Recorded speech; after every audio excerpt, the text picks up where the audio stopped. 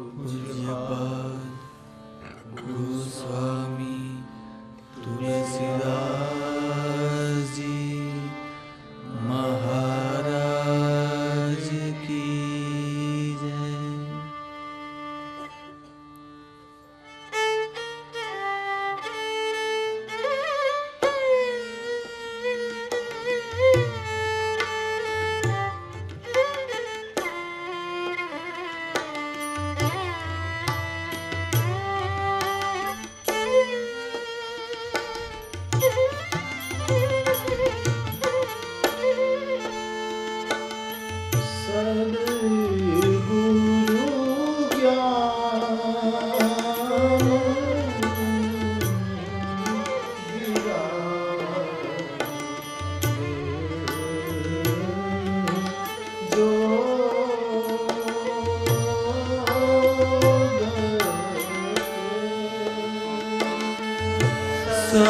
सद्गुरु ज्ञान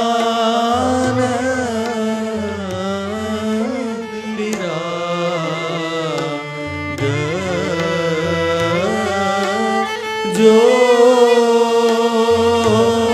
जोग के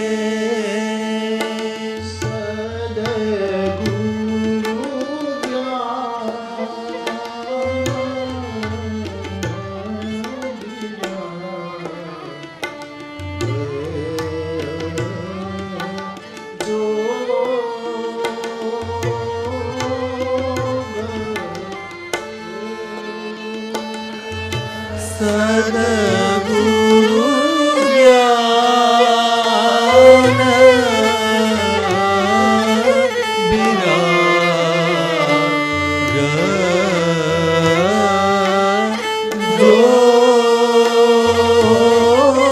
जोग के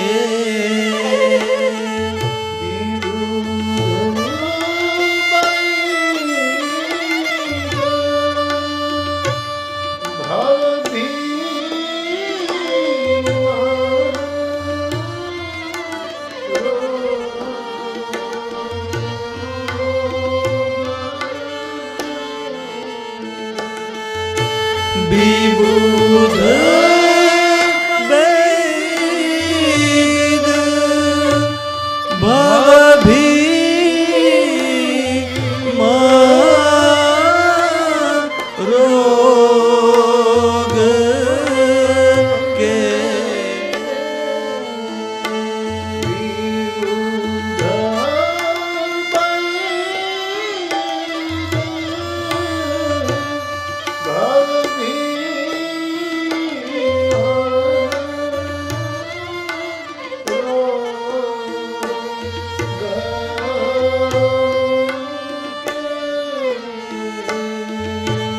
विबुध वैद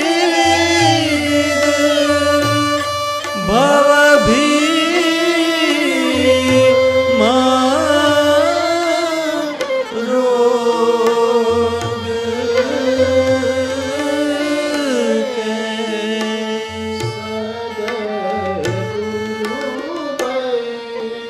या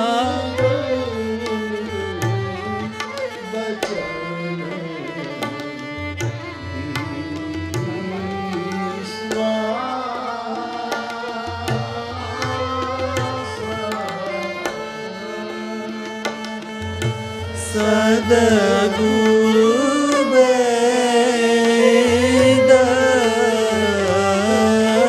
बचन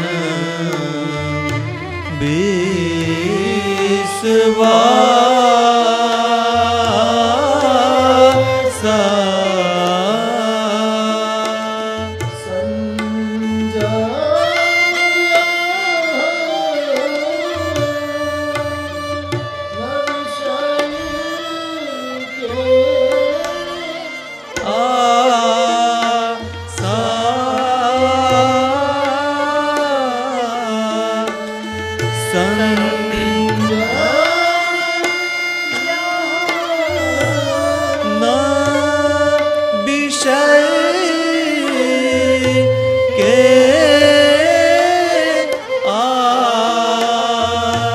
सा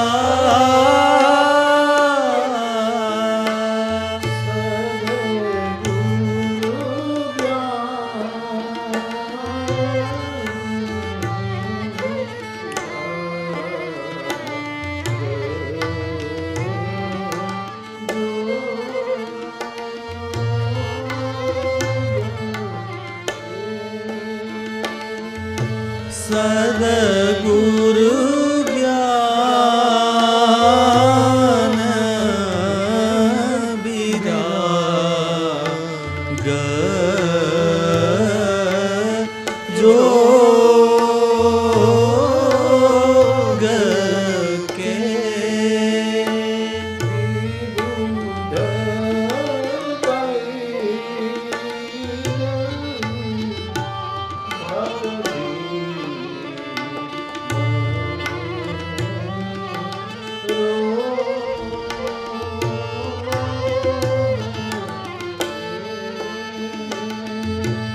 विबुध वेद भीमा रोग के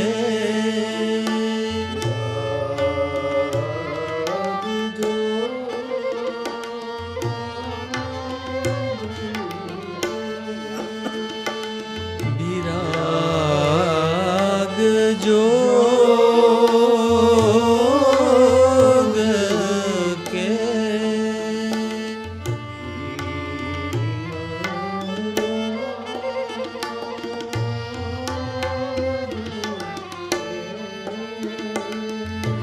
भीमा रोग के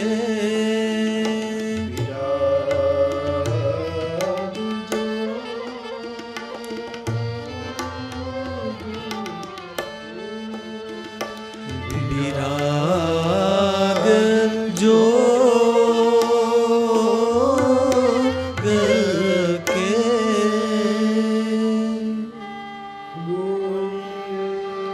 हनुमान जी महाराज की जय।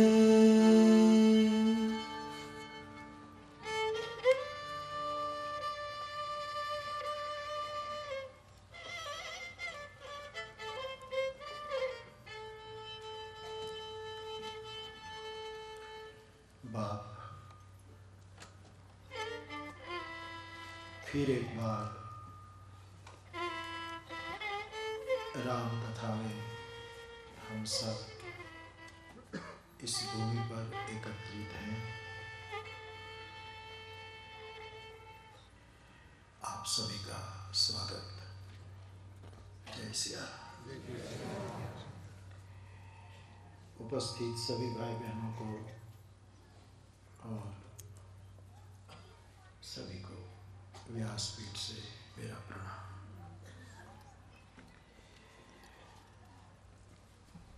अमेरिका आना था, कुछ दिन इस नगरी में रहना था। सोचा कि ऐसे ही बैठे रहने से क्या फायदा, क्योंकि आप जानते हैं मेरा विश्राम तो व्यासपीठ है। इसीलिए सोचा कि एक कथा ही क्यों न हो जाए। और आप सभी भाई बहनों ने तुरंत इस बात को, वैसे तो अमेरिका में कई नगरों से बात आ रही थी कि बाबू हमको हॉल मिल रहा है, आप यहाँ आ जाइए, लेकिन मुझे यहाँ रहना था। और आप लोगों ने बहुत शीघ्रता से पूरी तैयारियां की और ये कथा आज से शुरू हो रही है।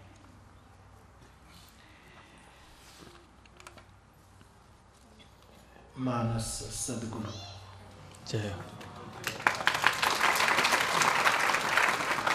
क्योंकि भारत की तिथि के अनुसार आज नृसिंह जयंती है और तुलसी के सद्गुरु का नाम भी नृसिंहाचार्य है। और सोचा कि मैं मांग भी तो बहुत थी कि सद्गुरु पर और विशेष कुछ कहा जाए। और मैंने अपने जीवन में जिनके चरणों में अपना समग्र अस्तित्व रखकर सद्गुरु की कृपा से जो कुछ सद्गुरु की समझ पाई है, सो में आपको बांटने आया हूं। आप भी उस पर सोचें और फिर आपको जो लगे सो करें। रामचरितमानस में आप जानते हैं कि सद्गुरु शब्द 4 बार आया है। एक बार बालकांड में, जो पहली पंक्ति बालकांड की है, सद्गुरु ज्ञान विराग जोग के विबुध वैद भव भीम रोग के। फिर एक बार सद्गुरु शब्द आया है किष्किंधा कांड में, भूमि जीव संकुल रहे गए शरद ऋतु पाए, सद्गुरु मिले जाहि जीवी संशय भ्रम समुदाय।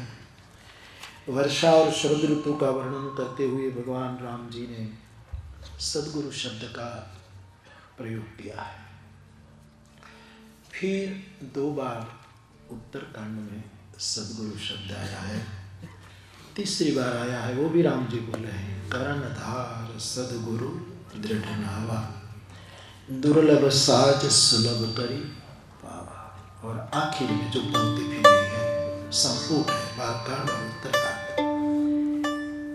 सद्गुरु वैद वचन विश्वासा, संजम यह न विषय के आशा। तो मन में कल चल रहा था कि कौन विषय पर बोलूं, तो मुझे लगा कि मानस सद्गुरु पर कुछ चर्चा हो जाए।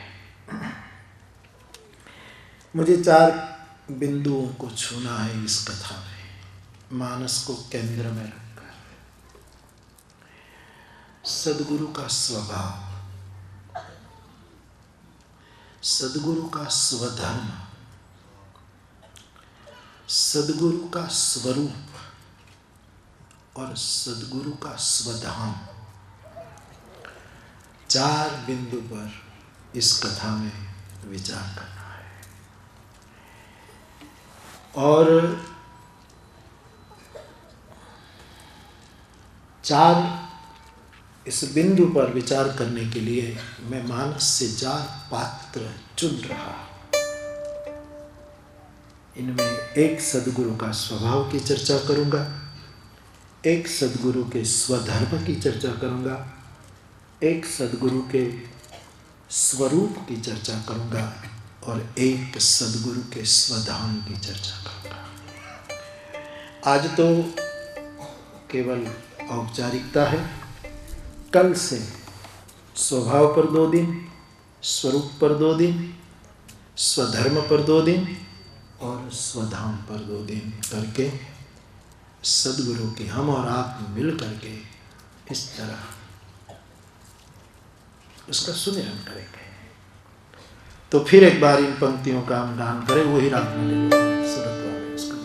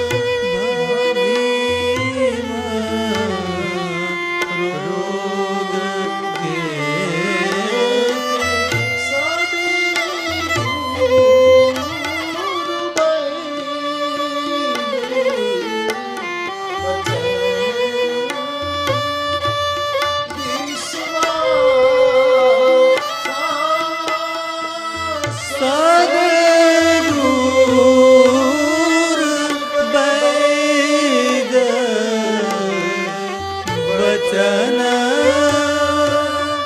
विश्वासा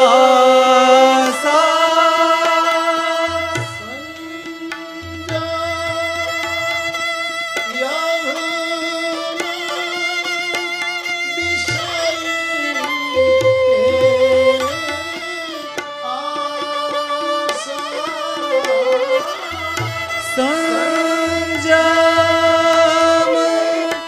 यहन विषय के आसा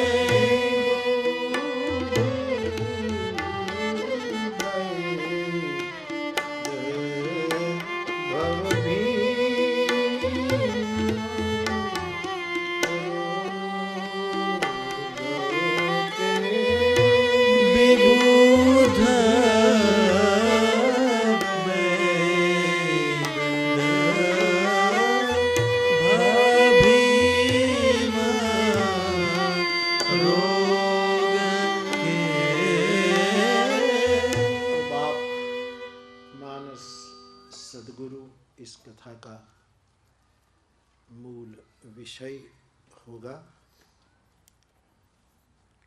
स्वभाव से स्वरूप तक की यात्रा, मानस सद्गुरु, बीच में स्वधर्म और स्वधाम। सबसे पहले मैं मेरी व्यासपीठ सद्गुरु के स्वभाव का वर्णन करेंगे और उसके लिए मेरी दृष्टि में भगवान शंकर है। 2 दिन हम कल से शिव के स्वभाव पर विचार करेंगे, क्योंकि शिव का कोई धर्म नहीं है, न उनको कोई विधि है न कोई निषेध है। धर्म में विधि निषेध दोनों होते हैं, उसी को धर्म कहते हैं। ये करो ये विधि, ये न करो ये निषेध। ये धर्म का कानून ऐसा बोलता है। इसलिए कई विद्वानों ने धर्म को कानून भी कहा है। मानो एक व्यवस्था, एक कानून। तो इनमें दोनों, शंकर में आपको न विधि मिलेगी न निषेध मिलेगा। पूरे समग्र व्यक्तित्व में किसी वस्तु का निषेध नहीं है और न कोई विधि की कोई ऐसी प्रधानता है। केवल स्वभाव। स्वभाव जब याद आता है सद्गुरु का, तो शिव रूप सामने प्रकट होता है। सद्गुरु का स्वधर्म क्या होता है, वो क्या करता है, तब मुझे राम याद आते हैं कि राम जी ने क्या किया, कौन सी विधि, कौन सा निषेध। ये सब रामचरित्र में है। इसीलिए सद्गुरु के स्वधर्म में आधार लूंगा। भगवान राम भी तो गुरु है और सद्गुरु का स्वधाम, उसमें मैं भरत जी को लेना चाहूंगा, क्योंकि भरत भी सद्गुरु है और सद्गुरु का स्वरूप, उसमें मैं हनुमान जी को स्वरूप आपके सामने प्रस्तुत करूंगा। 4 चरित्रों को, शिव चरित्र उसको विलग ढंग से स्वभाव के रूप में, रामचरित्र, भरत चरित्र और हनुमंत चरित्र मिल करके होगा मानस सद्गुरु। सबसे पहले तो हर वक्त कहता हूँ, सालों से कहता हूँ, फिर दोहराऊं कि सदगुरु को व्यक्ति मानना ठीक नहीं है। अपराध और पाप शब्द अब निकाल देता हूँ क्योंकि उसमें मेरी रुचि अपनी रुचि है। कौन अपराध, कौन पाप। सदगुरु को व्यक्ति समझना ठीक नहीं है और किसी व्यक्ति को सदगुरु समझना भी ठीक नहीं है, क्योंकि सदगुरु केवल केवल केवल तत्व है और तत्व नहीं परम तत्व है। स्वामी शरणानंद जी, जिसको मैं बार बार याद करता रहता हूँ मेरी चिंतन की धारा में, मैं सूरत की कथा में कह रहा था कि दिल्ली में एक बार उसकी भेंट हुई जय कृष्णमूर्ति के साथ। इतना बड़ा चिंतक महापुरुष कृष्णमूर्ति स्वामी जी को अपनी चेयर दे देते हैं कि आप यहाँ बैठिए। वो तो प्रज्ञा चक्षुर है और कृष्णमूर्ति सीधी सादी एक कुर्सी पर बैठ जाते हैं। दोनों में संवाद चलता है। तो स्वामी जी ने कहा कि कृष्णमूर्ति जी, आप ईश्वर का तो नाम लेते नहीं, परमात्मा शब्द नहीं बोलते, भगवान को नहीं स्वीकार करते, अवतारों में आपकी रुचि नहीं है, कोई धर्म ग्रंथों से भी आप मुक्त है, बिल्कुल निर्ग्रंथ है आपका विश्वास किस में है? तो कृष्णमूर्ति ने कहा, मैं जीवन को कबूल करता हूं, पूर्णतः जीवन को, लाइफ को। ईश्वर आदि किसी को मैं नहीं मानता। साफ साफ दोनों की बात थी। तब स्वामी जी ने कहा कि जिसको आप जीवन कहते हैं उसको यदि मैं ईश्वर कहूं तो आपको कोई आपत्ति है? बोले नहीं। तो बस बात हो गई, संवाद हो गया।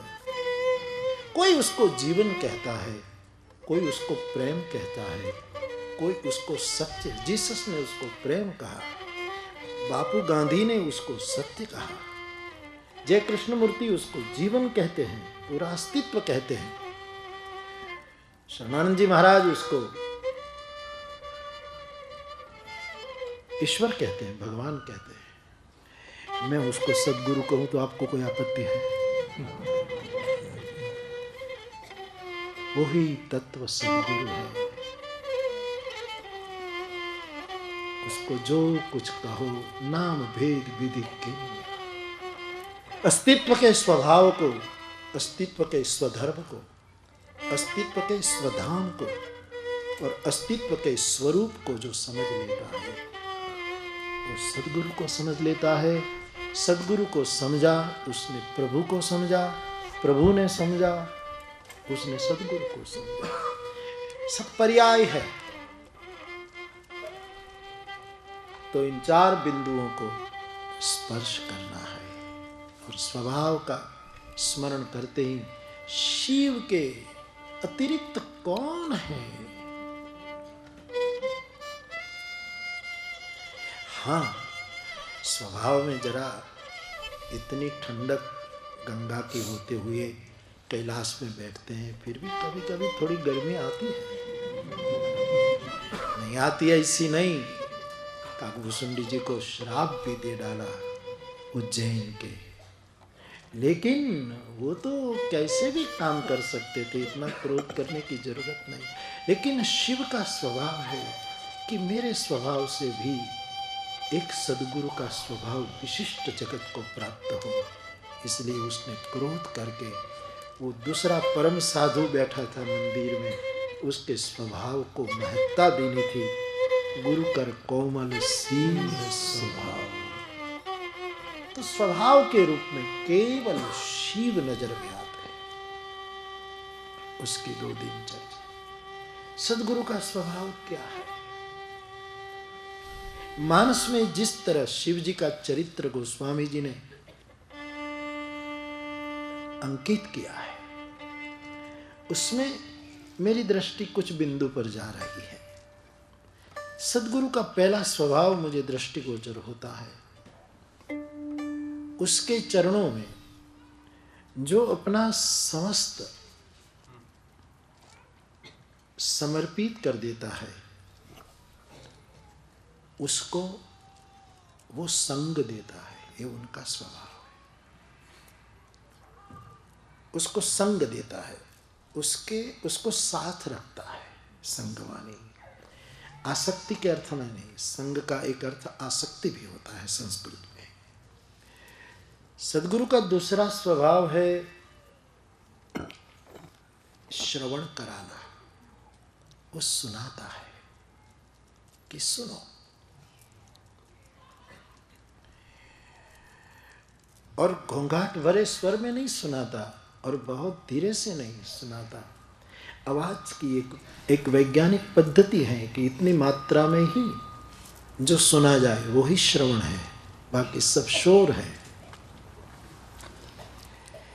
फिर सद्गुरु का एक तीसरा स्वभाव है दर्शन करा देना साधक को। सद्गुरु का चौथा स्वभाव है दर्शन में यदि चूक हो जाए तो करुणा से समझाना। सद्गुरु का पांचवा स्वभाव है न समझे तो परीक्षा के लिए अपनी बुद्धि के ऊपर उसको स्वतंत्रता प्रदान करना। आगे का उनका स्वभाव है अपनी बुद्धि की तान में गया साधक यदि कुछ गलत करके लौटे तो उसको डांटना नहीं, प्यार से समझाना। और पता न लगे ऐसे उसको दूर नहीं करेगा, खुद दूर हो जाएगा। और फिर दूर होने का मतलब ये नहीं कि छोड़ दिया, लेकिन फिर वही सद्गुरु का स्वभाव फिर उभर आता है और फिर वो स्वीकार करता है। और पूरी स्वभाव की यात्रा मुझे दिखाई देती है। और पूरी इस यात्रा में सद्गुरु का एक सबसे श्रेष्ठ स्वभाव यही है जो शिव जी के चरित्र में आपको प्राप्त होता है। वो पंक्ति आज कह करके भूमिका में फिर कल से उसकी चर्चा करूंगा। ओई सोई जो राम रची राखा को करी तर्क बढ़ावे साखा। शिव ही कर सकते हैं। इस पंक्ति का अर्थ आप जानते हैं, फिर भी कहूं, ईश्वर ने जो रच रखा है वो ही होगा। हम क्यों तर्क वितर्क करके व्यर्थ चिंतन करें और शाखाओं को इतनी लंबी चौड़ी करें। लेकिन इस स्वभाव में एक खतरा है बाप। क्या इस स्वभावमयी पंक्ति का अर्थ लेकर आदमी प्रमादी नहीं हो सकता, आलसी हो सकता है कि भाई रामचरितमानस में लिखा शिव के स्वभाव में आया है कि आखिर में जो उसने रचा है वही होता है, हम क्यों तर्क।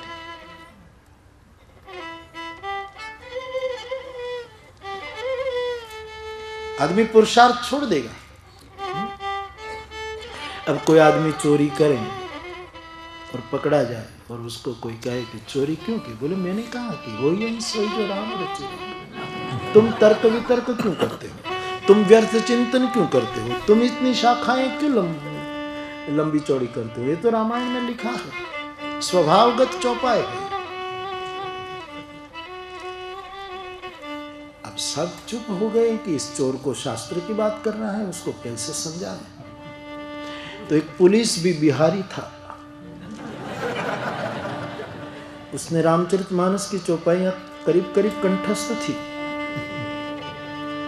तो उसने उसको पीटने का शुरुआत की, 2-3 लाठी मारी, मुक्के मारे। उसने कहा मारता क्यों है? बोले हो यही सोई जो राम रचि रहा है। चोरी राम करता है, उसने रच रखा है, तो मारपीट भी राम करता है। तो ये तो तर्क ही हो गए ना। ये पंक्ति पर तो कितना बोला जाए। मैं इसी पंक्ति को केंद्र में रखकर शिव स्वभाव का दर्शन हम सब करें, क्योंकि आदमी आलसी हो जाएगा। लेकिन शंकर आलसी नहीं है। शंकर ने बहुत कुछ किया है। ये पंक्ति, इस स्वभावगत पंक्ति का आश्रय लेने के बाद उसने बहुत कुछ किया है, बहुत कुछ किया। ओ करी तर्क बढ़ाए। अब आप तो प्रश्न नहीं उठाएंगे, क्योंकि आप तो, मैं समझता हूं कि एक बार कथा के प्रवाह में फिर आप उसके साथ बहते हैं।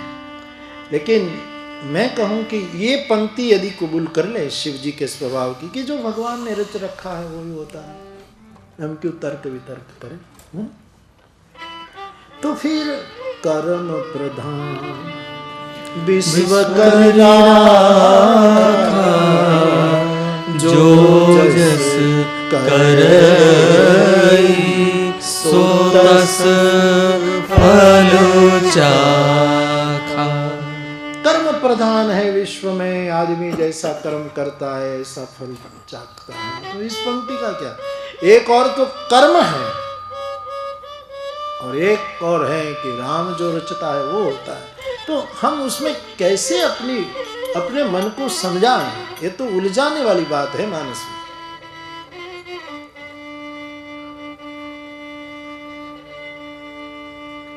तो कर्म प्रधान है, हम जैसा करेंगे वैसा फल भोगेंगे। ये तो बहुत कर्म के सिद्धांत की बात हो गई। लेकिन इस पंक्ति को समझने के लिए उसके नीचे की पंक्ति समझने की बहुत जरूरत है।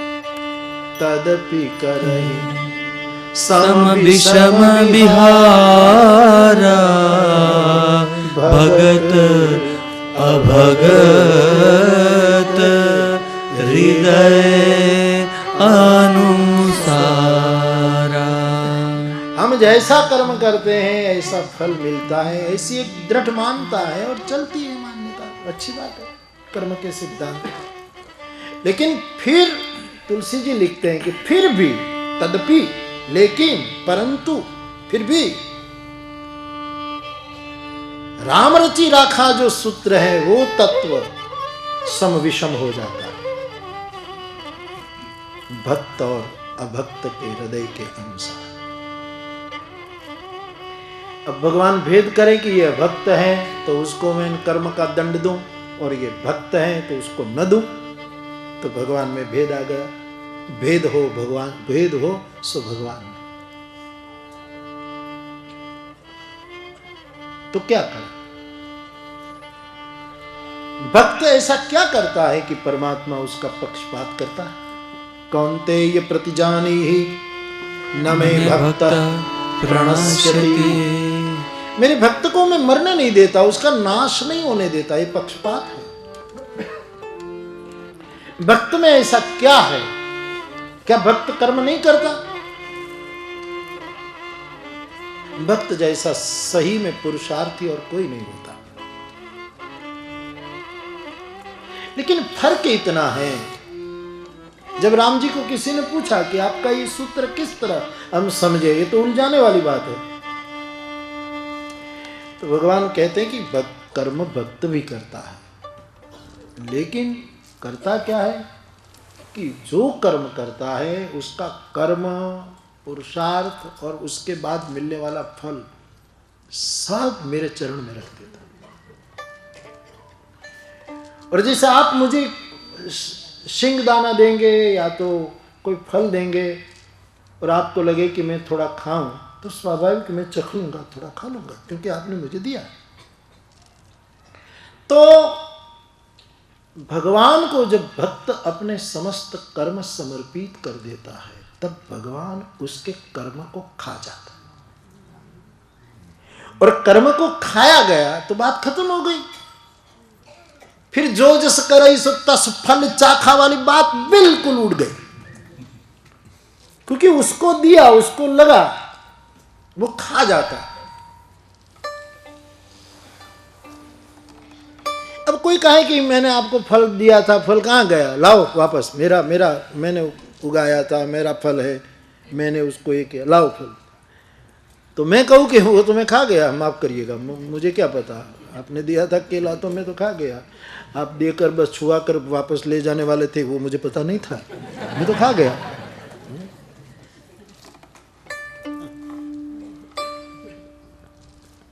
और फिर वो पूछे कि वो आप खा गए तो गया केला कहां? बोले मेरे पेट में चला गया। ईश्वर अपने आश्रित का कर्म फल खा जाता है और पेट में रख लेता है। प्रमाण रामचरितमानस।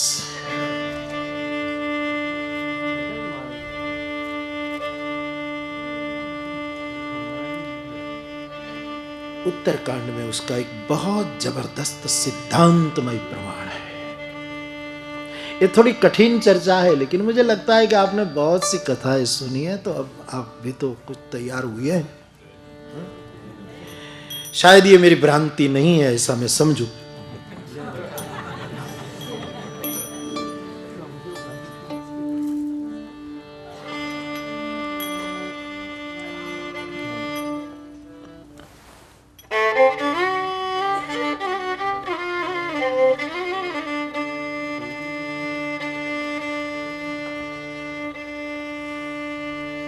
रघुकुल केतु सेतु श्रुति रक्षक, रघुकुल केतु सेतु श्रुति रक्षक, काल कर्म स्वभाव गुण भक्षक, काल कर्म स्वभाव गुण भक्षक। सामान्य व्यक्तियों का ये निवेदन नहीं है, सनत कुमारों का निवेदन है। सनत कुमारों ने भगवान राम को कहा कि आप रघुकुल केतु हैं, श्रुति के सेतु के रक्षक हैं, और चार वस्तु अपने आश्रित की खा जाते हैं, काल कर्म स्वभाव और गुण भक्षक। आप खा जाते हैं। अब सामने कोई खाए तो पता लगे कि उनके पेट में गया। हा? आप मुझे कुछ दे और मैं सामने से खा जाऊं तो आपको पता लगे कि पेट में गया, लेकिन भगवान तो सामने से कोई खाता नहीं, तो उनके पेट में गया उसका प्रमाण क्या? तो उनके पेट में जो हो आया वो प्रमाण दे सकता है। अथवा तो जिसने उसके विराट का अंतर्बाह्य दर्शन किया वो कह सकता। और एक बात मैं फिर एक बार कहना चाहूंगा, शायद मैंने कोई कथा में कहा है, ईश्वर केवल अंतर्यामी नहीं है, बहिर्यामी भी है। जो लोग कहते हैं कि भगवान अंतर्यामी है, अंतर्यामी वो आधे ईश्वर को कबूल करते हैं, आधे को छोड़ रहे हैं। और ईश्वर में आधा नहीं चल सकता। कहे कबीर मैं पूरा पाया। वो दशरथ अजीर बिहारी भी है और योगियों के हृदय में रिमने खेलने वाला भी है। लेकिन कुछ लोग इतने हठाग्रही हैं कि बस अंतर्यामी है, बहिर कुछ नहीं। अरे लेकिन बहिर्यामी भी तो है, दोनों है, तभी पूर्णता।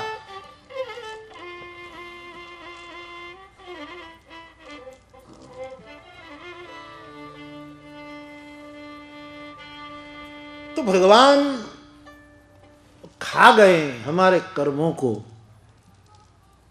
तो उसके पेट में वो चला गया। वो हमारे सामने खाए तो सामने ना खाए तो खाया कि ना खाया क्या? हाँ?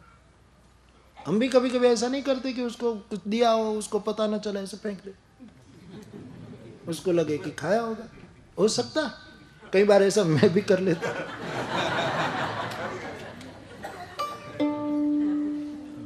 या तो खाने योग्य चीज ना हो, अथवा तो मेरी रुचि के, मेरे स्वभाव के अनुकूल ना हो, ऐसी कोई चीज हो।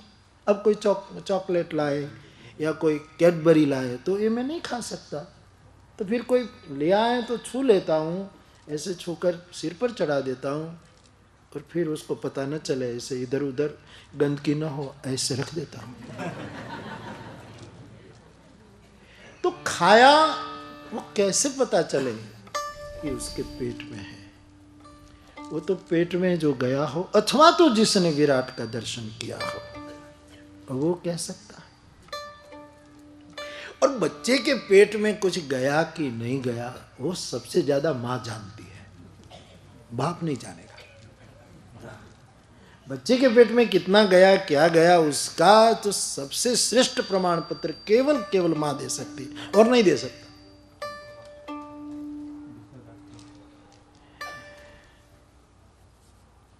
बाप तो पहले खा लेगा, खिलाएगा भी जरूर, लेकिन अपना भी ध्यान रखेगा। सुकामा सुवाड़ी भिने को ढिबोते, बीड़ा पाम पंडे तजे स्वाद तोते।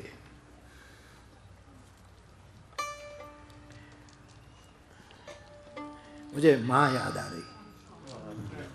मैं कह रहा था कि जैसे बालक का प्रसव होता है तो देहातों में तो उसको शीरा खिलाते हैं, ये खिलाते हैं ताकि शक्ति आए। तो मैं छोटा था तो मैंने देखा कि उनके लिए जो शीरा बनता था वो नहीं खाती, हमको खिला देते थे। ऐसा नहीं, क्योंकि माँ को पता है कि बालक को कैसे वो करना। हाँ। तो काल कर्म गुण ज्ञान सुभाव,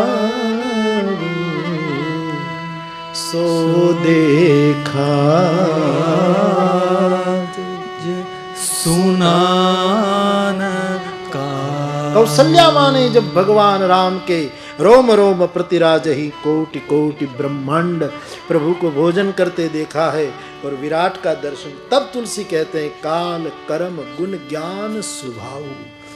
जो कभी देखा नहीं सुना नहीं, वो ही उनके पेट में जाता है।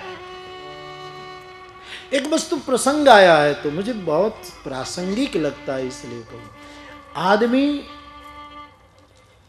कर्म के द्वारा दुखी हो या तो सुखी हो, इसमें हमारा ज्यादा दायित्व नहीं है,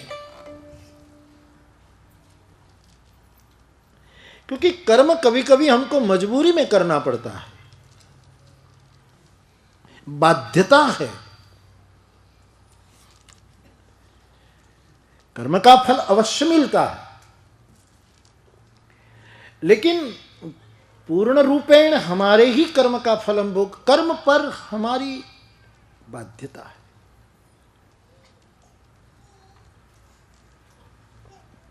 दूसरा, हम दुखी या सुखी होते हैं काल के कारण, इसमें हमारा कोई कारण नहीं है। अब धूप का महीना है तो गर्मी लगती है, शरीर तपता है, पसीना होता है, तो इसमें हम कारण नहीं है, काल कारण है। हिमालय में जाए, बहुत सर्दी लगे, ठंड लगे, तो हम कारण नहीं, काल कारण है। सर्दी के दिनों में ये लगे, ये लगे, ये लगे। कर्म में भी हमारी बाध्यता है, इसलिए हम पूरे कारण रूप नहीं है, काल में भी हमारी वो है, इसलिए। और गुण, तो कभी रजोगुण होगा तब हम बहुत प्रवृत्ति करेंगे, तमोगुण होंगे तो गुस्सा करेंगे, सत्व गुण होंगे तो सब शांत, उसमें भी हमारा कुछ कर्तृत्व मुझे दिखाई नहीं देता। गुण हमको परिवर्तित करते हैं। हम सुखी और दुखी होते हैं, उसका एक और आखिरी और अंतिम कोई कारण है तो स्वभाव। काल कर्म गुण और स्वभाव, जीवन में सुख दुख के देने वाले 4 तत्व है बाप। जय। एक तो कर्म सुख दुख देता है, इसमें पूर्ण रूप हमारी प्रतिबद्धता नहीं है, मजबूरियां हैं।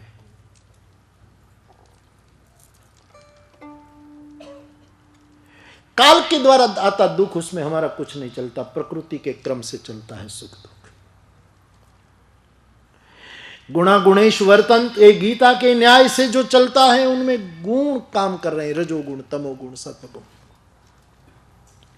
लेकिन एक के जिम्मेवार हम और केवल हम हैं, और वो है स्वभाव के कारण सुखी होना या दुखी होना। और सत्संग इसीलिए है कि कुछ स्वभाव बदले।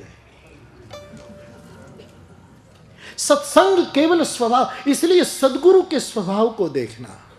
होई यही सोई जो राम रचिना, को करी तर्क बढ़ा वही सारा। स्वभाव के कारण सुख दुख जो होता है उसका कोई कारण नहीं, केवल हम और हम कारण।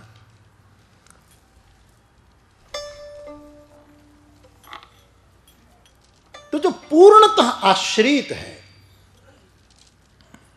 इनके कर्म और कर्म का फल सब कायेन वाचा मनसेन्द्रियैर्वा बुद्ध्यात्मा भावा प्रकृते स्वभावात् करोमि यत् परस्मै नारायणायेति समर्पयामि। हम उसको समर्पण कर देते, फल देते हैं। भगवान कहते हैं कि तू इसलिए भक्त नहीं है क्योंकि तू फल तेरे पास रखता है। पत्रम पुष्पम फलम तोयम, तू मुझे दे डाल, मैं खा जाऊंगा, तेरे कर्म को मैं भस्म कर दूंगा, मेरे पेट में तेरा कर्म चला जाएगा, फिर तेरे कर्म के फल का तेरा कोई दायित्व नहीं है। बड़ा कठिन मामला है, लेकिन ये गणित है, ऐसे ही होता है। तो तुलसीदास जी ने 4 शब्द पर बहुत बल दिया है रामचरितमानस में। आपको ये बहुत मिलेगा, ये उसकी आवृत्ति मिलेगी मानस। काल कर्म स्वभाव गुण, काल कर्म स्वभाव गुण, काल कर्म स्वभाव गुण पर रामायण का मंडप खड़ा है। जय। और सब सोचे अपने जीवन में। और ध्यान देना, स्वभाव और संबंध समय जाने के बाद पता लगता है, जल्दी नहीं पता लगता। किसी का स्वभाव और किसी का संबंध, उसके लिए डिस्टेंस चाहिए, काल का अंतराल चाहिए, तभी पता है। और उसका कोई उपाय नहीं है, केवल सत्संग उपाय है। इसलिए हम बार बार कथा गाते सुनते, ताकि स्वभाव के कारण जो सुख दुख पैदा होते हैं उससे हम बचें। मैं आपको छूट देता हूं मेरे भाई बहन, और जिम्मेवारी के साथ छूट देता हूं कि तुम्हारे कर्म के कारण जो सुख दुख है उनके पूरे पूरे आप जिम्मेवार नहीं हैं। एक बच्चा क्या कर्म करता है, फिर भी बीमार होता है। अब वो कहोगे भाई गत जन्म के, वो तो फिर लंबी चौड़ी गणित की बातें। कौन गत जन्म देखने गया है? ये तो सब फुसलाने वाली बातें हैं। हा?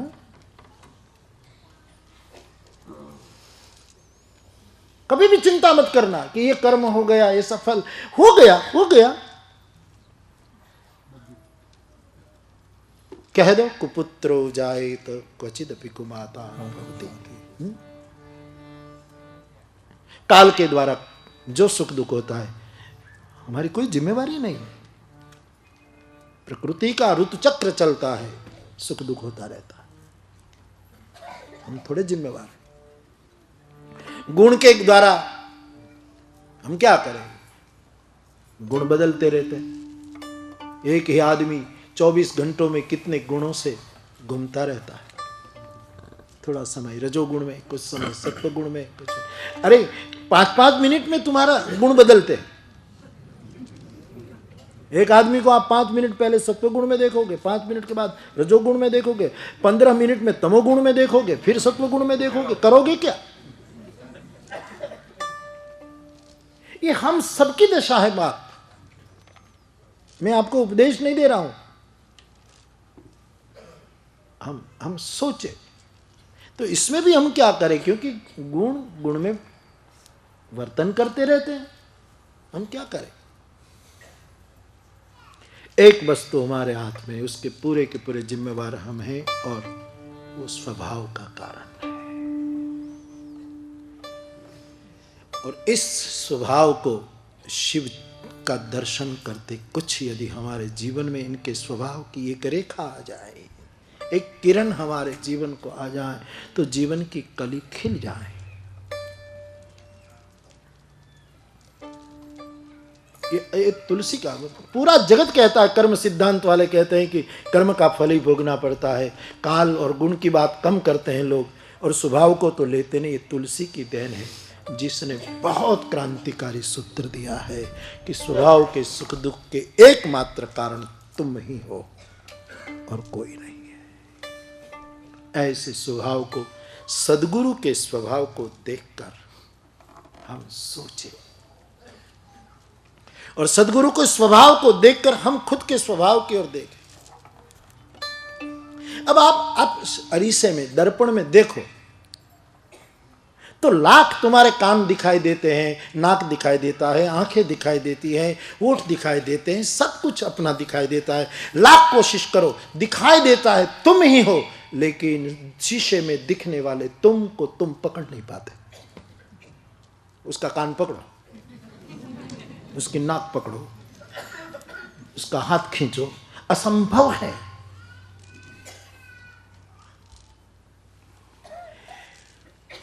वहां जो है उसको यदि पकड़ना है तो खुद के कान को ही पकड़ना पड़ता है, खुद के नाक को पकड़ना पड़ता है। वैसे सद्गुरु एक दर्पण है, इनका स्वभाव में अपना स्वरूप देखे, उसको नहीं पकड़ पाओगे। इससे धीरे धीरे अपना नाक कान पकड़ो, अपने स्वभाव का दर्शन करें। इसलिए मैं पहले स्वभाव से, इस पूरी यात्रा को याद रखना, स्वभाव से स्वरूप की यात्रा है। आखिर में तो आदमी को स्वरूप में स्थित होना है ना। आखिर कहां जाना है? स्वरूप में स्थित होना है। लेकिन यात्रा स्वभाव से शुरू होगी।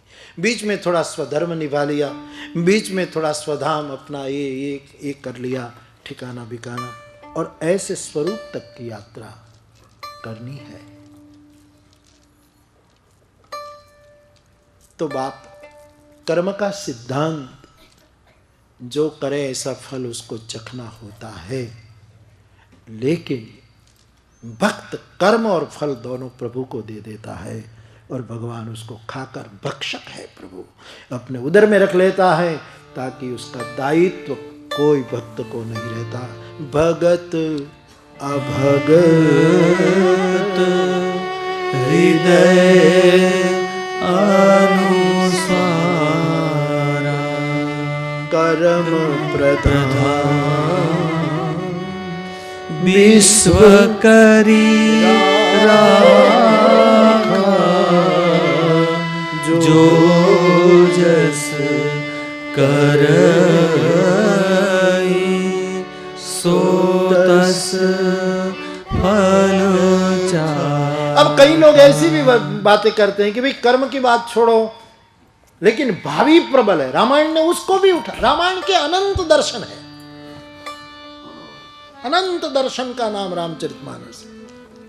कुछ लोग कहते हैं भावी प्रबल है, क्या करें, कर्म तो अच्छे कर रहे, प्रारब्ध ऐसा है। तो वहां राम रचि राखा वो भी निकल गया, कर्म ब्रह्म भी निकल गए, आ गया भावी। और वशिष्ठ जी पीट पीट कर भावी पर अड़े हैं। सुनो भरत भावी प्रबल, बिल की कहे मुनिनाथ, हानि लाभ जी अनमरन जस अपजस। शंकर भगवान जो होई सोई जो राम रचि राखा स्वभाव वाले भी कहते भावी बस प्रतीति उड़ाई। पार्वती को, सती को भावी बस भरोसा नहीं, ऐसी ऐसी बात आ जाती। तो फिर भावी को समझे कि रचि राखे को समझे?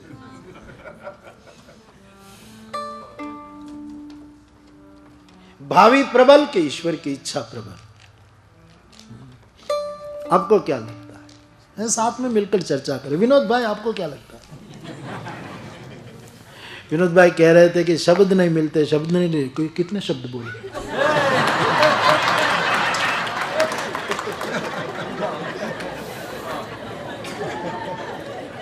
अच्छा बोलते हैं। विनोद भाई एक अच्छा श्रोता है, राम कथा अच्छी सुनते हैं, बस कोई सतत सुनते हैं। और फिर फोन आता है, बापू ये सूत्र नहीं समझ में आ रहा है, और मूल बात है, इसलिए वो कह रहे थे। धन्यवाद बाप।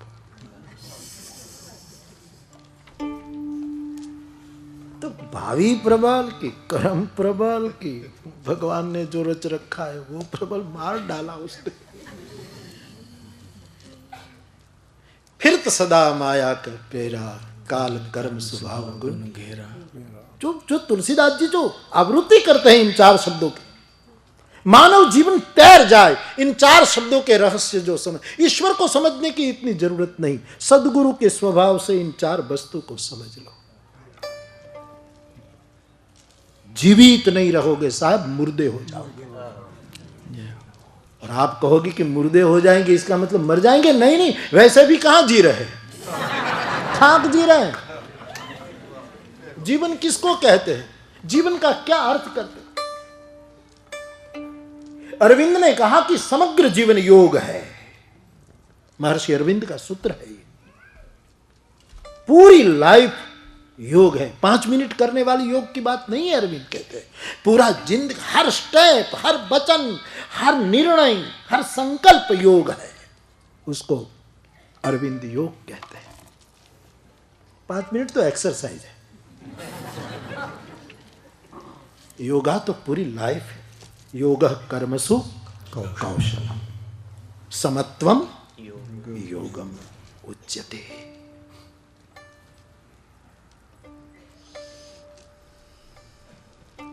क्या समझे हम जीवन को, कैसे समझे, कौन सी बात को, भावी को प्रबल समझे कि कर्म को प्रबल समझे कि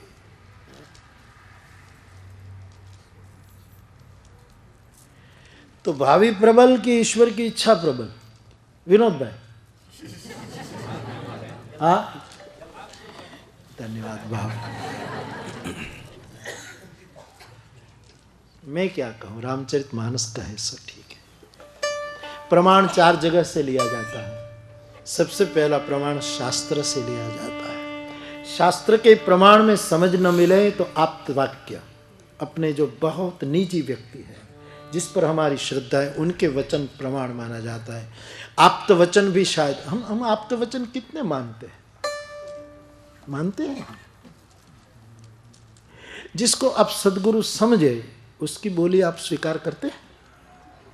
वो भी तो अपने अपने अपने स्वभाव में अनुकूल पड़ती है, वो इतना करते हैं, नहीं पड़ा वो निकाल दो।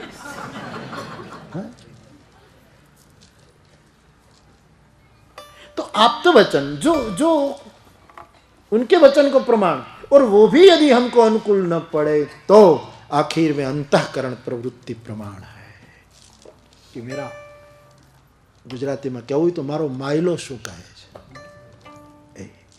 ये प्रमाण, उसकी प्रमाणिकता मानी जाती है। तो भावी प्रबल है कि हरि की इच्छा राम रची राखा वो प्रबल है। अब राम जी ने रचा है वो ही सर्वश्रेष्ठ है, तो फिर भावी का मामला गलत हो जाएगा, कर्म का मामला बेकार हो जाएगा। ये सब कसरत है, व्यायाम है, बुद्धि को श्रमित करने वाली बात है। लेकिन याद रखो, मानस हर प्रश्न का उत्तर देता है। भावी प्रबल है,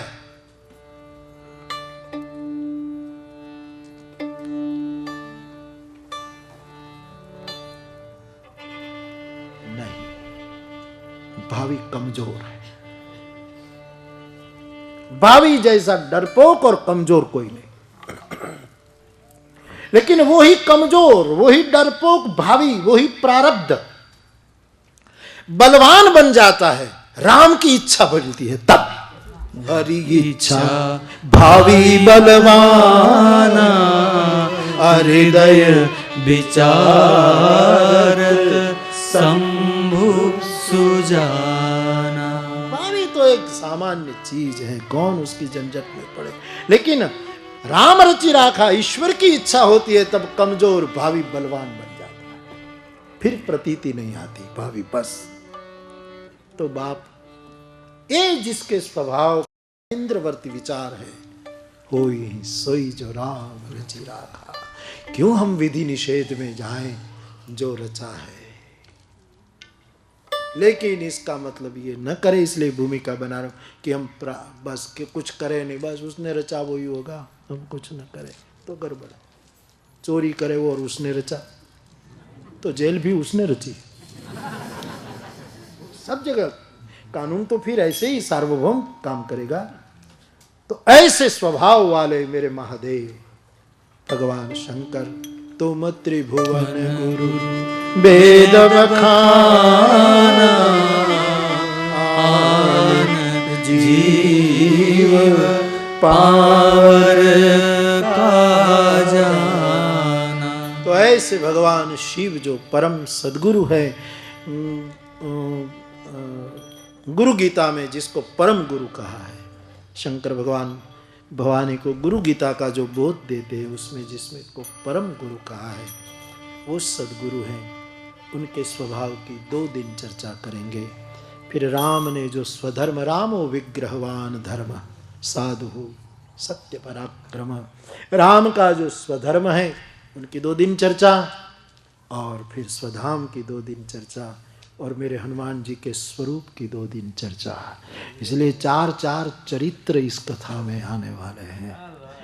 इसलिए 4 बार सद्गुरु शब्द मानस में है, तो मुझे लगा कि मैं इसकी चर्चा करूं। आइए, आज पहले दिन हम सब नृसिंह जयंती है, तुलसी के गुरु भी नरहरि आचार्य है, तो हम गुरु वंदना कर ले। लेकिन इससे पहले वर्णानाम अर्थ संघानाम रसानां छन्दसामपि मंगलानां चकारको वन्दे वाणी विनायको वन्दे बोधमयं नित्यं गुरुं शङ्कररूपिणं यमाश्रितो हि वक्रोऽपि चन्द्रः सर्वत्र वन्द्यते। बन्दौ गुरुपद कंज कृपा सिंधु नररूप हरि महामोहतम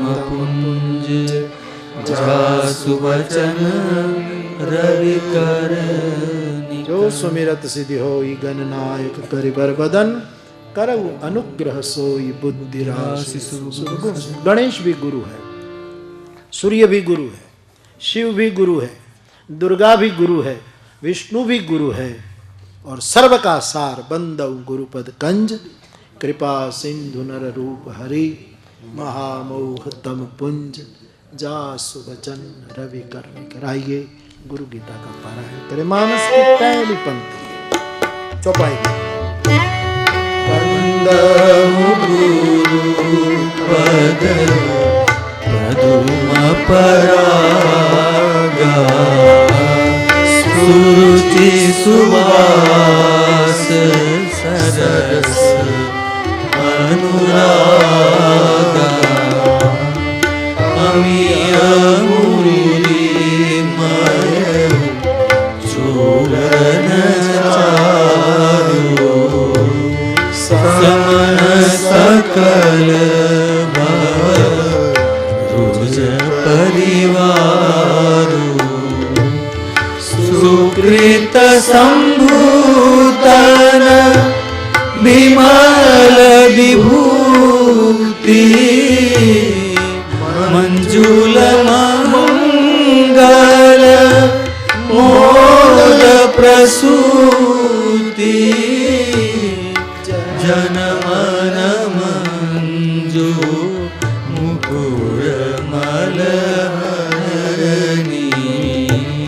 किए तिलक गुण गण बस करनी श्री गुरुपद नख मणिगण ज्योति सुमिरत दिव्य दृष्टि होती दलन मोहतम सोस प्रकाशु बड़े भाग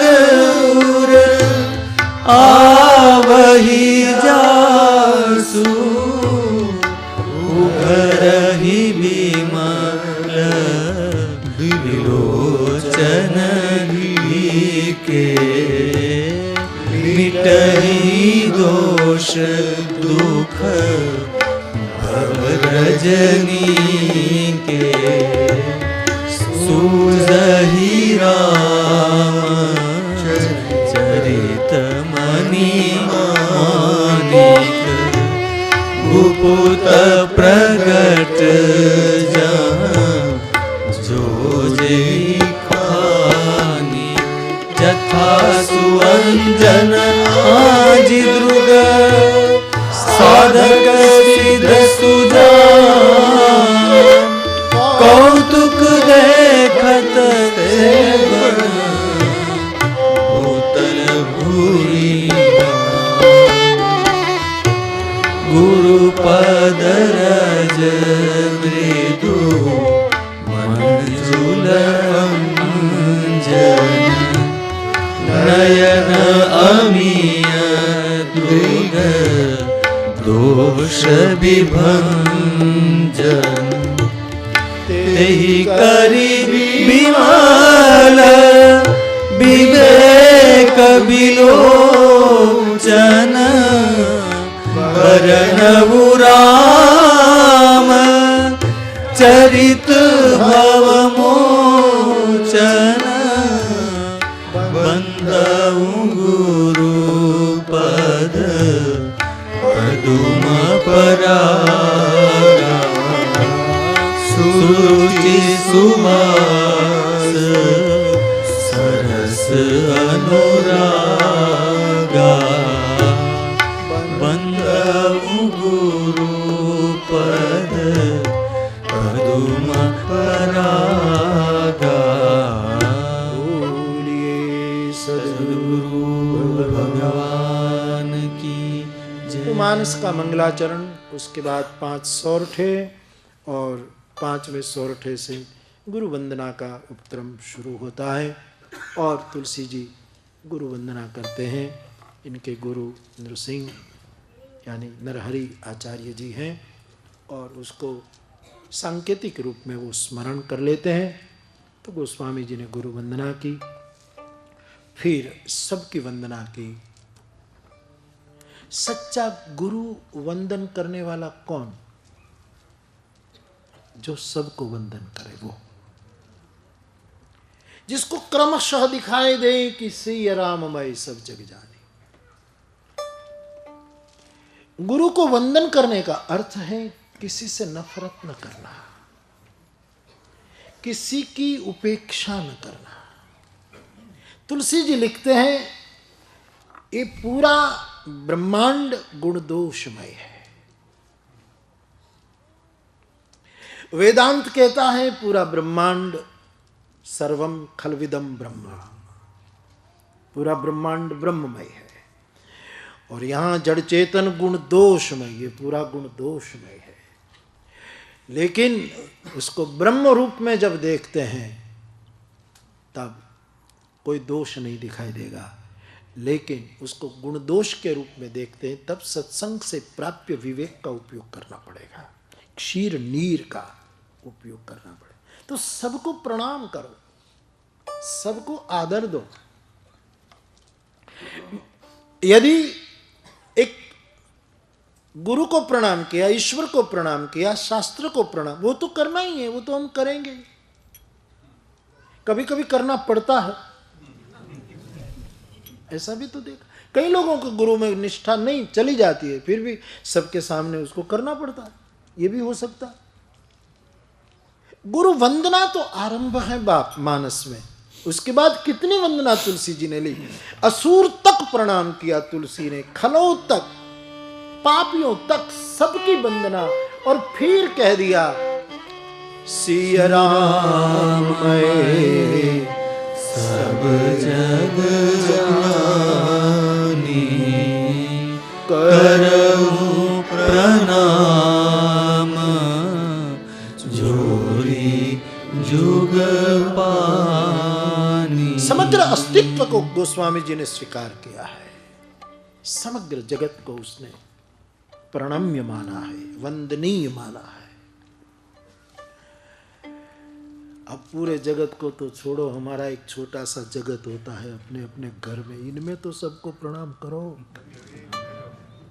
एक अपना अपना जगत लिए हम सब बैठे हैं, अपना अपना पिंड में एक ब्रह्मांड को समाहित किए हम बैठे, फिर विस्तरो विस्तरो विस्तरो विस्तरो। मैं भी पहले कहाँ व्यासपीठ से कहता था कि आप सबको मेरा प्रणाम, अब सीखा, समझ आए तब सीखे ना। समझ नहीं थी ऐसी नहीं, लेकिन ऐसे ही दाम्भिक रूप में प्रणाम करना भी तो ठीक नहीं जब तक अनुभव न हो। लेकिन बोलते बोलते व्यासपीठ को आदर देते देते मेरी नजर में आया कि ये सब मेरे प्रणम्य है। इसलिए मैं, कई लोगों को अच्छा भी नहीं लगता कि बापू आप व्यासपीठ से सबको प्रणाम करते, नहीं। गुरु प्रणाम का अर्थ है सब प्रणम्य हो जाए। विष्णु प्रणाम का अर्थ है प्रत्येक वैष्णव प्रणम्य हो जाए, पूरा विश्व प्रणम्य हो जाए। लेकिन ये बहुत मुश्किल है, बड़ा मुश्किल है। तुलसी ने करके दिखाया। सीताराममयी ये समग्र जगत है। अब ये सिद्धांत वाली बात है कि ब्रह्म सत्य है, जगन मिथ्या है, वो आचार्यों का मामला है। और जगत सीताराममय है तो जगत मिथ्या कैसे माना जाए, वो पूरा सिद्धांत बदल जाता है, उसमें नहीं जाना है हमको। राम तो सत्य है ना, सीता जी तो सत्य है ना, और जगत सीताराममय है तो जगत भी सत्य हो गया ना। तो जगन मिथ्या कौन कहे? शंकराचार्य भले कहे। पूरा पूरा सिद्धांत वेद, आचार्यों की जो चर्चा होती है उसमें पूरा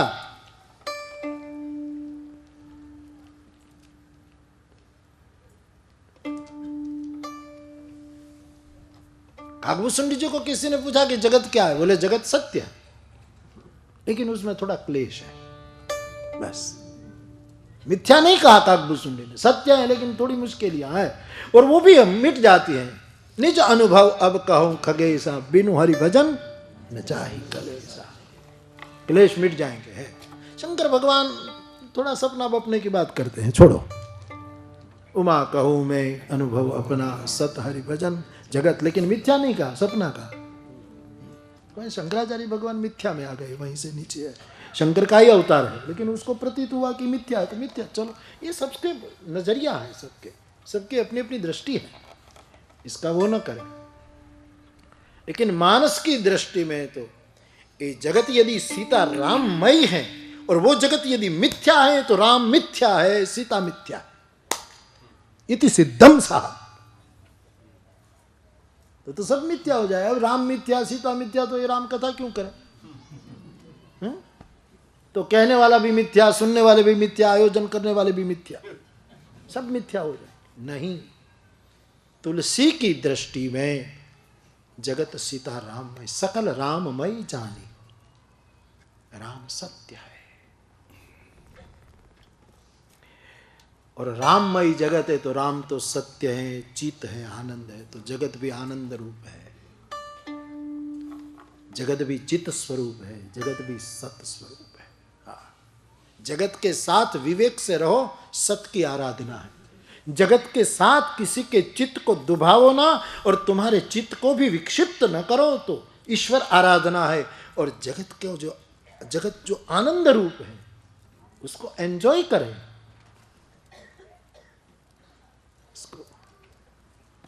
राम सच्चिदानंद दिनेशा, सतचित आनंद स्वरूप ब्रह्म। तो मेरे भाई बहन, सब प्रणाम करने योग्य है। सीय राममय सब जग जाने, करम प्रणाम जोरी झुक पानी। फिर सबकी वंदना करते करते पूरे दशरथ परिवार, जनक परिवार, सबकी वंदना की। और महावीर बिनवो हनुमान, रामजासु जस आप बखाना। प्रणवौ पवन कुमार, खलवन पावक ज्ञान, जा जासु हृदय आगा बसरी राम सर चाप धर। सबकी वंदना गोस्वामी जी करते करते हनुमान जी की वंदना करते हैं। प्रणव पवन कुमार खलवन पावक ज्ञान घन। श्री हनुमान जी को मैं प्रणाम करता हूँ, जिसका हृदय मंदिर है, जहाँ राम जी निरंतर निवास करते हैं। ऐसे हनुमंत लाल जी की वंदना की और हर बार मैं बोलता रहता हूँ, हनुमान जी का आश्रय खूब करिएगा। हनुमान जी प्राण तत्व है। हनुमान जी क्या नहीं है, हनुमान तत्व अद्भुत है। तो विनय पत्रिका के शब्दों से उसको हम स्मरें।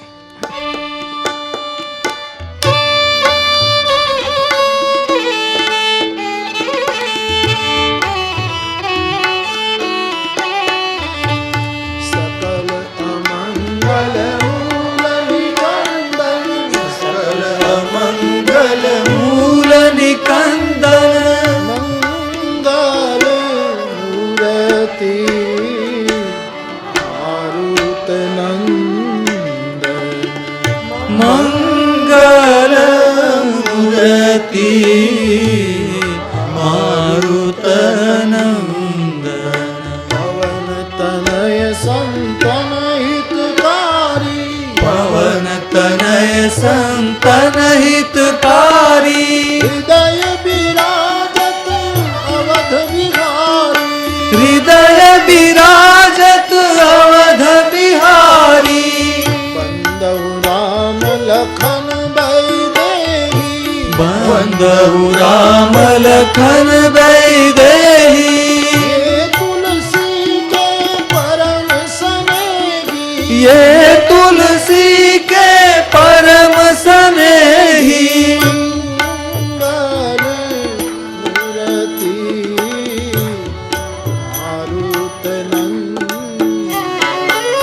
मंगल मूर्ति मारुत मंगल मूर्ति मारुत नंदन। मंगल मूर्ति मारुत मंगल मूर्ति मारुत नंदन। तो श्री हनुमान जी महाराज की वंदना की गई। हनुमान जी सबके लिए हैं। मैं सूरत की कथा में, आखिरी कथा में, यानी यहाँ आने से पहले कह रहा था कि हनुमान जी की वंदना करने का पुरुष से ज्यादा अधिकार माताओं को। जिन लोगों ने आज तक हमको समझाया कि बहन लोग उसकी पूजा न कर सके, वंदन न कर सके, ये है, ये मेरी समझ में ठीक नहीं। ये गलत है ऐसा मैं नहीं कहूँगा, लेकिन सत्य नहीं है।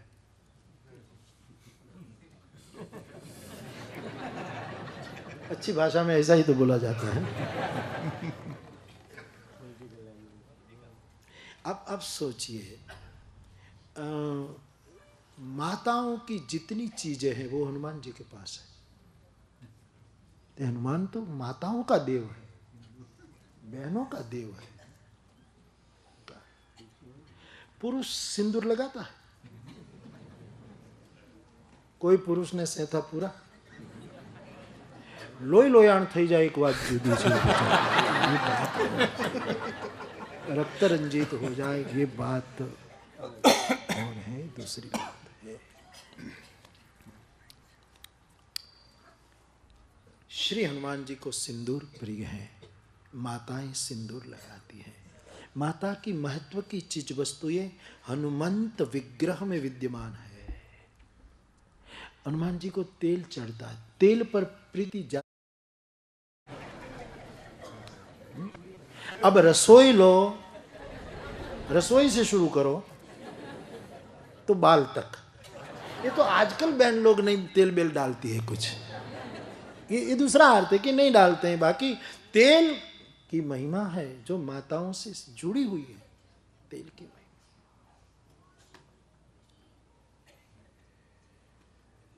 हनुमान जी को पूंछ होती है।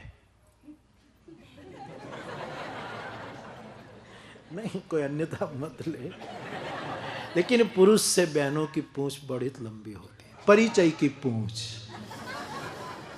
हम उनको जानते हैं, उनकी मौसी वहाँ रहती, उनकी चाची वहाँ रहती, उनकी फैबा, उनकी बुआ, उनके बुआ और के फला फला फला, खबर नहीं, इतनी बड़ी लंबी पूंछ। आप पूछो कि आपको क्या लगती है, बोले मेरे भाई है ना, उसकी जो बहू है ना, मेरी भाभी, उसकी जो एक मौसी है, उसकी मौसी की जो एक मौसी है, उनके घर एक लड़की पढ़ती थी, वो बड़ी हुई, उसकी शादी हुई, उनकी ये बेटी। कभी कभी आदमी के पास वेद होता है लेकिन विवेक नहीं होता है। वेद और विवेक दोनों दिखाई दिए। विवेक अलंकार है, शास्त्र केवल अलंकार नहीं, विवेक अलंकार। क्षत्रिय का अलंकार क्या है? शस्त्र। माना जाता है क्षत्रिय का अलंकार, उनका आभूषण शस्त्र है। लेकिन मुझे कोई पूछे तो मेरी व्यासपीठ कहेगी कि नहीं, शस्त्र जरूर उनका अलंकार। क्षत्रिय के पास हथियार होने चाहिए। अभी हमारे एक क्षत्रिय लाठी लेकर गया कोर्ट में, आप अखबार लाई, उसमें मैंने देखा शस्त्र।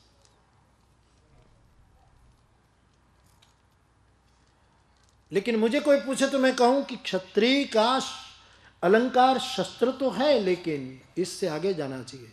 शस्त्र हो और फिर भी संयम हो, संयम उनका अलंकार है। शस्त्र का इधर उधर उपयोग करे वो अलंकार नहीं है, संयम। वैश्य का अलंकार क्या है? व्रत। शास्त्र कहते हैं वैश्य जो वणिक होता है उसका अलंकार क्या? व्रत है, वो व्रत करेगा।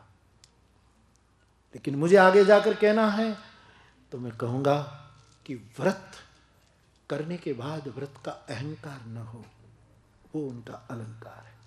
और शूद्र का अलंकार विनय माना गया है, विनय ये उनका। लेकिन माताओं का अलंकार क्या? दिव्य बसन भूषण पहिराए जो नित नूतन अमल सुहाए। माताओं के अलंकार कौन से? जो हनुमान जी के पास है वो सब माताओं के अलंकार के रूप में आता है। कानन कुंडल कुंचित केश, हाथ वज्र।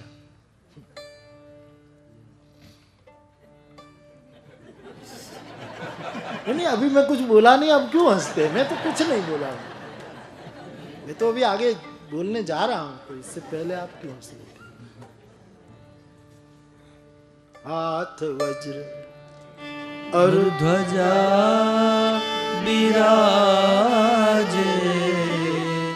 कांधे मूज जनेऊ साजे। हाथ में श्री हनुमान जी को वज्र, वज्र मानी, वज्र का अर्थ है आखिरी, उसमें कोई फिरफार ना हो, उसको वज्र कहते हैं। जैसे हिंदी में कहते वज्र बधिर, कि फिर उसका कोई इलाज ही नहीं उस बहरे आदमी का। वज्र अंधा, वज्र जड़ता, उसको वज्र, सत्य को वज्र कहते हैं शास्त्र में, जो कभी बदले ना, उसको वज्र कहते हैं। श्री हनुमान जी के हाथ में वज्र है जो कभी बदले नहीं। माताओं के हाथ में भी सत्य का वज्र भी होता है और अपनी ली हुई जिद छोड़े ना, ये उनकी वज्रता है। कुछ भी कहो करो, ली जिद न छोड़े, कभी कभी वज्रता। ध्वजा विराजे, और उसी माताओं के हाथ में एक कुल की ध्वजा होती है। अपने कुल और शील की ध्वजा किसके पास होती है? माताओं के पास होती है। तो माताओं के जो लक्षण, मुझे हनुमान जी का अधिकार माताओं को मैं ज्यादा देना चाहता हूं, आज तक नहीं दिया, तो मैं इन सब पूर्वजों के लिए क्षमा प्रार्थी हूं। हाँ सच, माताओं की इतनी क्यों उपेक्षित रखी, मेरी समझ में नहीं आता।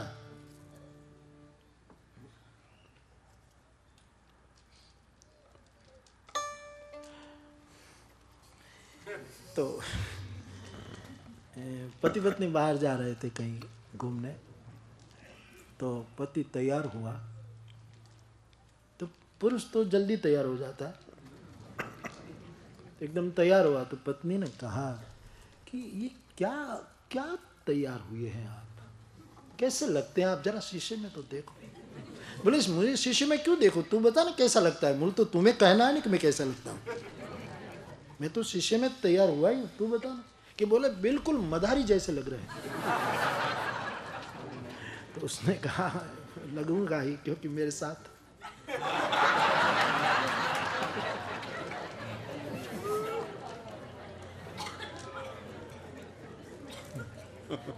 मदारी के साथ जो बंदर बंदरियां जो होती है, उसके संदर्भ में उसने कह दिया। बाप माताओं को हनुमान जी का अधिकार है।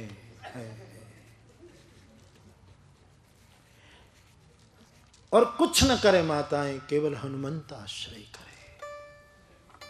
घर बलवान होगा, घर विद्यावान होगा, घर विवेकी होगा, श्री हनुमान जी का आश्रय। क्योंकि हनुमान जी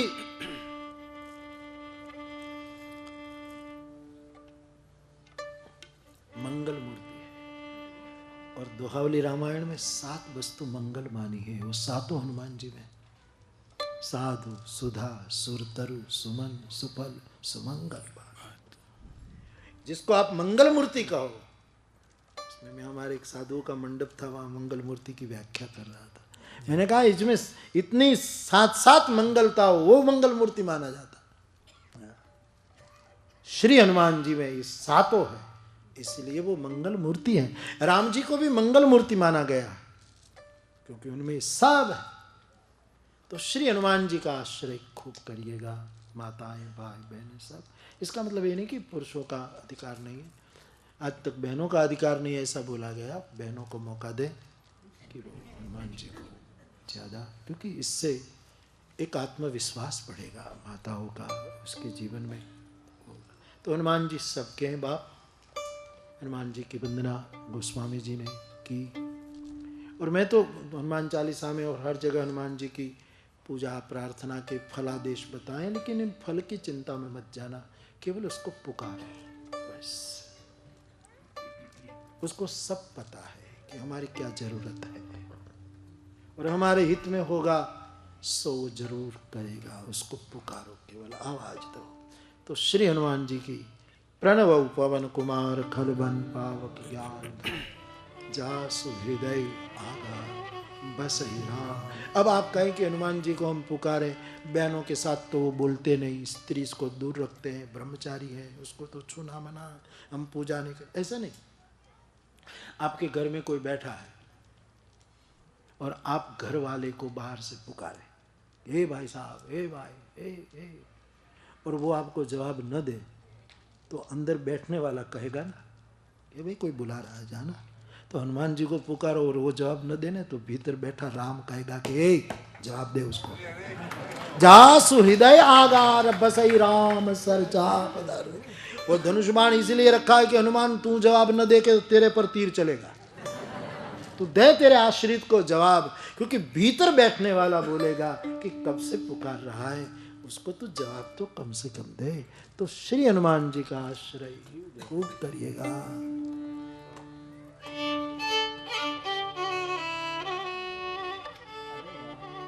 सकल अमंगल मूल निकलने।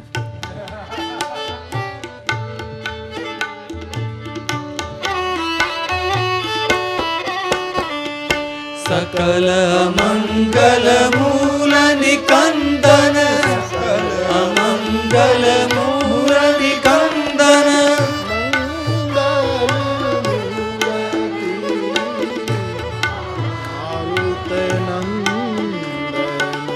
मंगल मूर्ति मारुतनंदन, बंदौ राम लखन बैदेही, बंदौ राम लखन बैदेही, ये तुलसी के परम स्नेही, ये तुलसी के परम स्नेही, मंगल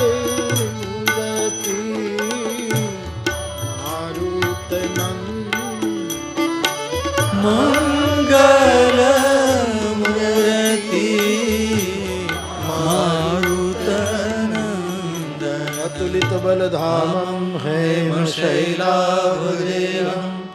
दनुजवनकृशानुं ज्ञानिनामग्रगण्यं सकलगुणनिधानं वानराणामधीशं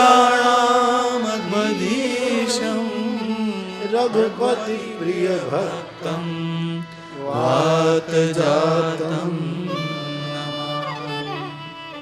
हनुमान जी का खूब आश्रय करिएगा, हमारे परम हित में होगा, वो उनके माध्यम से होता रहेगा। कुछ न हो तो सोचना हमारे परम हित में नहीं होगा। एक युवक इंटरव्यू में जा रहा था, अच्छी नौकरी मिलने वाली थी उसको, तो बिल्कुल जिस तरह जाना चाहिए ऐसा तैयार होकर गया, लेकिन बीच में रास्ते में दो बैल लड़ रहे थे, एक बैल की उसको सींग लग गई तो बेचारा गिर पड़ा कीचड़ में और पूरे कपड़े वपड़े सब गंदे हो गए। और हनुमान चालीसा करता करता जा रहा था कि मुझे नौकरी लग जाए, मिल जाए, ऐसे सोचते और कपड़े गंदे हो गए। अब इंटरव्यू में कैसे जाए दफ्तर में, तो बेचारा दौड़ता हुआ घर गया और कपड़े बदले, ये किया तो वहाँ टाइम पूरा हो गया, समय खत्म हो गया, नौकरी ना मिली। निराश होकर लौट रहा है, एक साधु मिल गया तो आंख में आंसू आ गए युवक के। कहा कि एक तो नौकरी मिलती नहीं, बड़ा मुश्किल मुझे इंटरव्यू का कॉल आया और मैं गया तो रास्ते में ऐसा हुआ, और उनका भी कोई कसूर नहीं क्योंकि मैं देर से पहुंचा। तो संत ने कहा तू क्या सोचता जा रहा था? बोले हनुमान चालीसा। मुरारी बापू ने पकड़वा दी, उसने ऐसा कहा।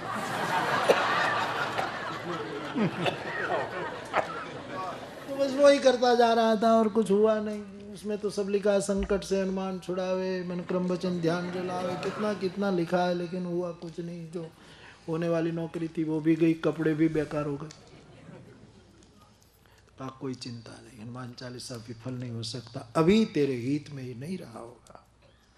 घर गया, तीसरे दिन उनका मामा आया। मामा ने कहा भांजा, बोले हाँ तो मेरे साथ चल, मेरे एक युवक की बहुत जरूरत है। वो ले गया, अपनी दुकान पर बिठाया।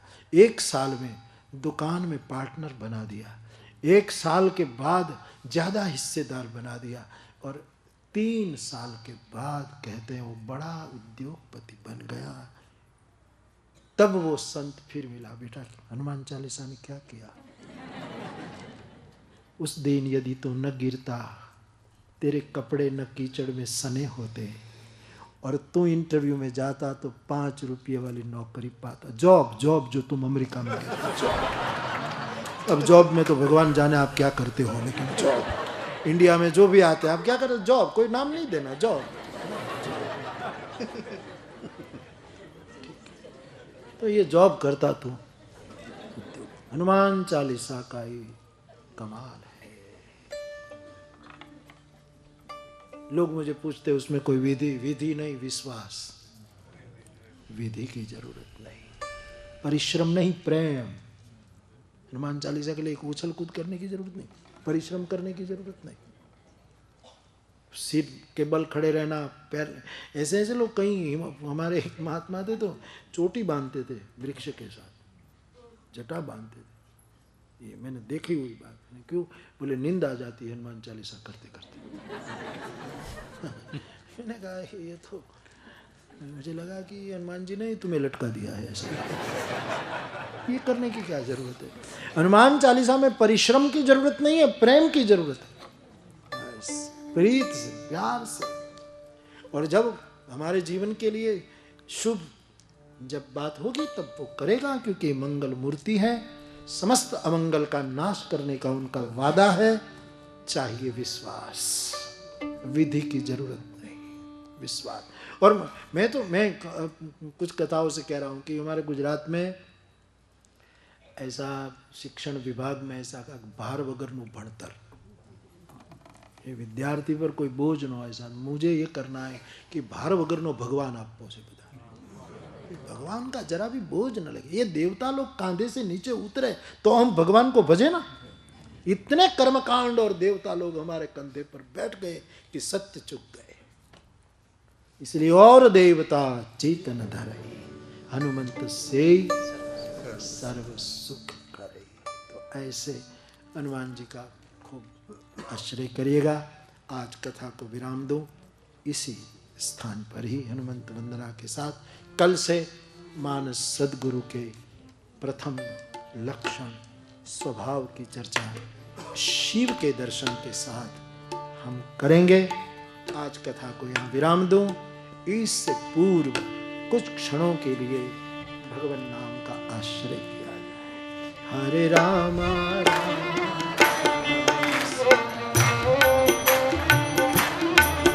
हरे राम राम राम सीता राम राम राम। हरे राम राम राम सीता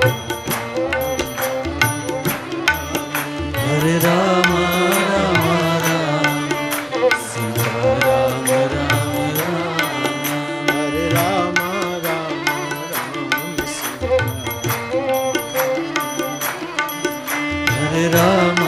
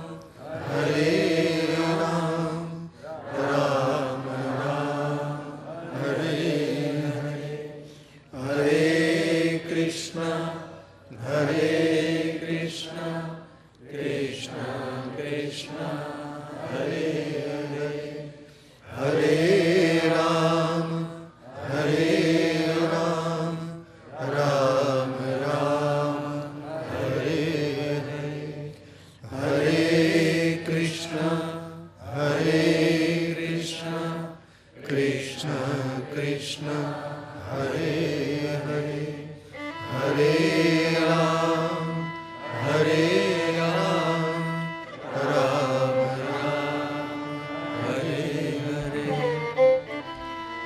पवन तनय संकट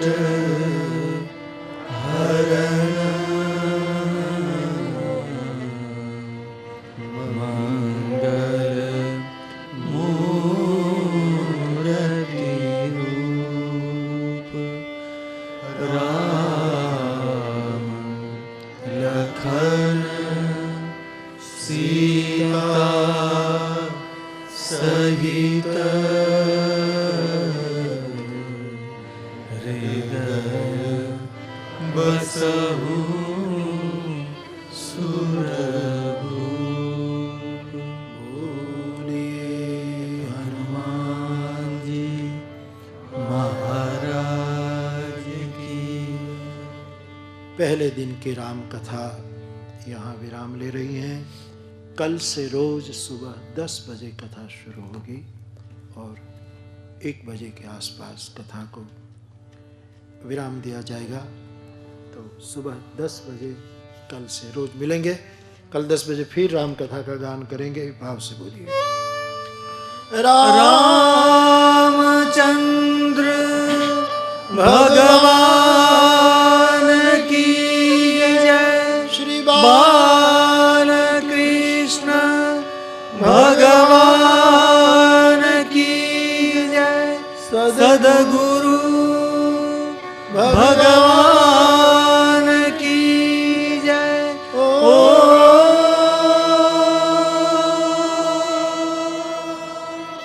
नमः